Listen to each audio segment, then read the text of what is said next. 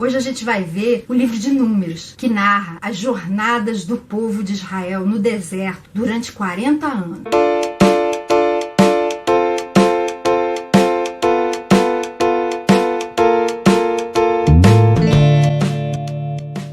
É cheio de acontecimentos, mostrando tanto os sucessos como os fracassos desse povo durante essa jornada. O tema, então, é a peregrinação. Logo no início do livro, depois de entregar a lei, Deus ordena que Moisés faça o censo do povo e a contagem dá 600.000 homens aptos a ir para a guerra. Só que esse pessoal todo, por falta de fé, foi impedido de entrar na terra por causa de falta de confiança em Deus, exceto Caleb e Josué, que foram os únicos que creram. A caminhada é cheia de reclamações e rebeliões, mas Deus sempre mostrou o cuidado dele para com o povo. E no final do livro existe um outro censo e mostra a fidelidade de Deus, porque a quantidade foi de 600.000 homens. Quem escreveu o livro também foi Moisés. Lá no capítulo 33:2 está escrito assim: por ordem do Senhor, Moisés registrou as etapas da jornada deles. E o nome do livro vem do grego aritmoi, a mesma palavra que origina aritmética, e quer dizer números. E esse nome é por causa dos dois censos. E no hebraico é Bemidbart, significa no deserto, que são as primeiras palavras do livro. Ele registra quase 40 anos de caminhada no deserto, indo do Sinai até Canaã, daqui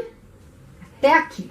E o verso-chave está no capítulo 33:1. Estas são as jornadas dos israelitas quando saíram do Egito, organizados segundo as suas divisões, sob a liderança de Moisés e Arão. E quais as divisões do livro? Ele pode ser dividido em 3 partes. A primeira mostra o povo no Sinai. Vai do capítulo 1 até o capítulo 10, verso 10. Mostra a preparação para a jornada, a realização do censo, a purificação do povo, a consagração dos sacerdotes. E engloba cerca de 20 dias. A segunda divisão mostra a jornada do Sinai até Cádiz. O povo foi daqui até aqui.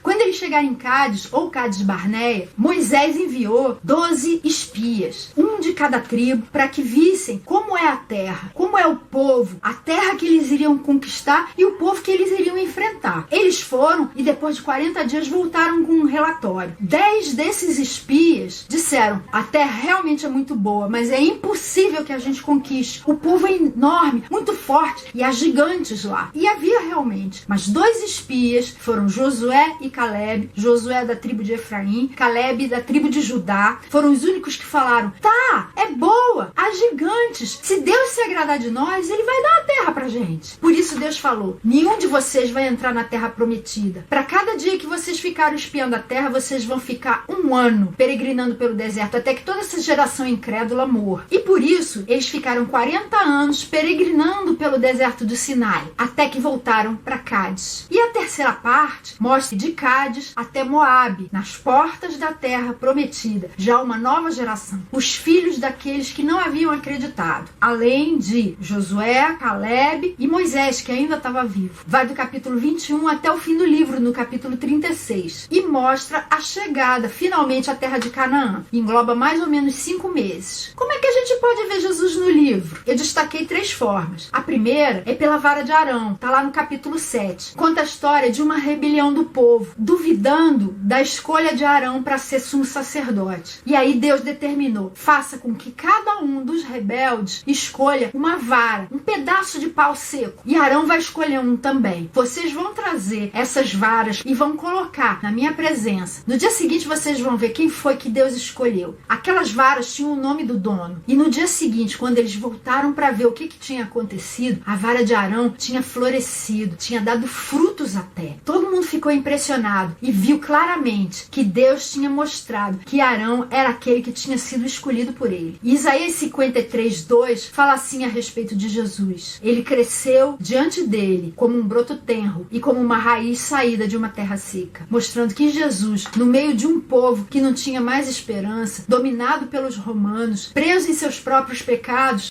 surgiu como um rebento, como um brotinho novo e trouxe nova vida a toda aquela terra seca, que é a nossa vida também. Ele pode ser visto também na serpente de bronze. O povo, mais uma vez, havia reclamado durante a jornada. E aí surgiram serpentes venenosas no meio do acampamento deles. E todo mundo que era picado por aquelas serpentes morria. E aí o povo pediu socorro para Moisés. Moisés foi até Deus e Deus falou: você vai fazer uma serpente igualzinha a essas que estão invadindo o acampamento e matando o pessoal. E você vai fazer essa serpente de bronze e vai colocar no alto de uma madeira. E vai colocar no meio do acampamento. Todo mundo que for mordido por alguma serpente e olhar para a serpente de bronze vai ser curado. E Moisés fez assim. E todos os mordidos que olhavam para a serpente eram curados. Isso mostra o que Jesus veio fazer por nós. Ele mesmo falou, lá em João 3, quando ele foi procurado por Nicodemos, ele explicou assim para ele: da mesma forma como Moisés levantou a serpente no deserto, assim também é necessário que o Filho do Homem seja levantado, para que todo que nele crê tenha vida eterna. E Jesus também pode ser visto na rocha que não podia ser ferida duas vezes. Lá em Êxodo, a gente viu que o povo havia reclamado de falta de água, e Deus mandou Moisés, no Monte Horebe, bater na rocha, e que dela sairia a água.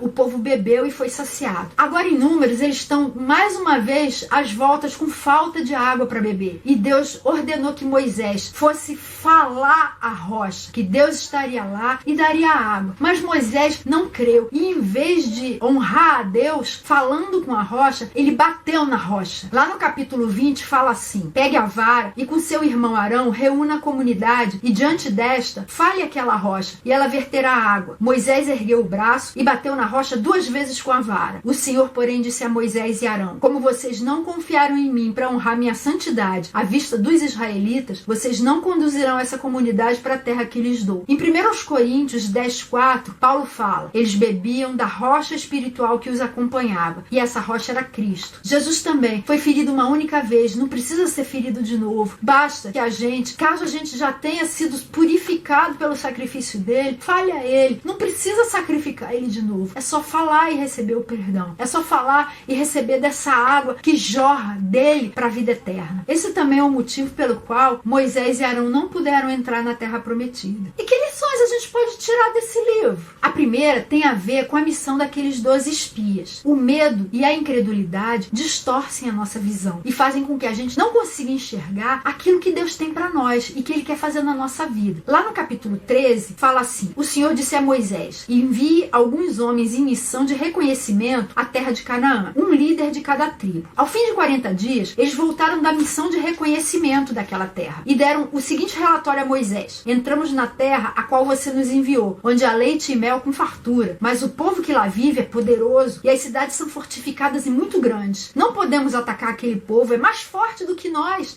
A terra devora os que nela vivem. Vimos também os gigantes, os descendentes de Enaque, diante de quem parecíamos gafanhotos, e nós a eles. No capítulo 14, Deus fala assim: nenhum dos que viram a minha glória e os sinais miraculosos que realizei no Egito e no deserto, e me puseram à prova e me desobedeceram 10 vezes, nenhum deles chegará a ver a terra que prometi com juramento aos seus antepassados. Ninguém que me tratou com desprezo haverá. Durante 40 anos, vocês sofrerão a consequência dos seus pecados e experimentarão a minha rejeição. Cada ano corresponderá a cada um dos 40 dias em que vocês observaram a terra. Se a gente, porém, ousar crer como Caleb e Josué fizeram, a gente vai ver maravilhas. No capítulo 14 continua: Josué, filho de Num, e Caleb, filho de Jefoné, dentre os que haviam observado a terra, disseram a toda a comunidade dos israelitas: a terra que percorremos em missão de reconhecimento é excelente. Se o Senhor se agradar de nós, Ele nos fará entrar nessa terra, onde há leite e mel com fartura, e a dará a nós. Somente não sejam rebeldes contra o Senhor, e não tenham medo do povo da terra, porque nós os devoraremos como se fossem pão. A proteção deles se foi, mas o Senhor está conosco. Não tenham medo deles. E Deus fala: como meu servo Caleb tem outro espírito e me segue com integridade, eu o farei entrar na terra que foi observar, e seus descendentes a herdarão. Nenhum de vocês entrará na terra, exceto Caleb, filho de Jefoné, e Josué, filho de Num. Lá em Josué 14, Caleb procura Josué. Caleb fala: eu tinha 40 anos, já se passaram 45, eu tô com 85 anos agora